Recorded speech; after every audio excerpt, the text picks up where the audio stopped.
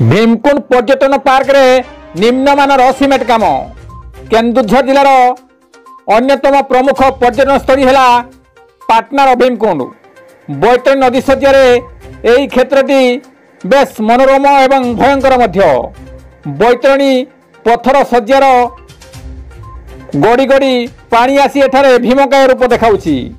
प्रखर गति बैतरणी पानी गर्जन करी एठारे गतिशील होइछि एवं एही भीमकुंड रे अनेक पर्यटक जीवन मध्य हारिछंती।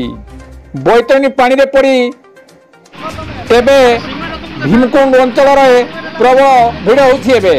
प्रशासन पक्षर यह परिचालना करने को एक स्वयं सहायक गोष्ठी को दायित्व अर्पण कराई। तेबे पर्यटक माने एठारे शौच होगाकू व्यवस्था नथिबारु विरक्ति प्रकाश करती। प्रशासन तरफ कौन शौचालय व्यवस्था नक पर्यटन स्थल विकास लगी सीमेंट निर्माण पठा जाउछि। तेबे यही सब काम केते भाग बाली सीमेंट होउछि जांच करने को एवं यार सैंपलिंग टेस्टिंग व्यवस्था करने को लोके दाबी करछंती। यह द्वारा 6 बाली रे गोटे सीमेंट ना 20-30 बाली रे गोटे सीमेंट नष्ट हो जाता। पर्यटन स्थली बोली मन इच्छा काम को लोक विरोध करछंती।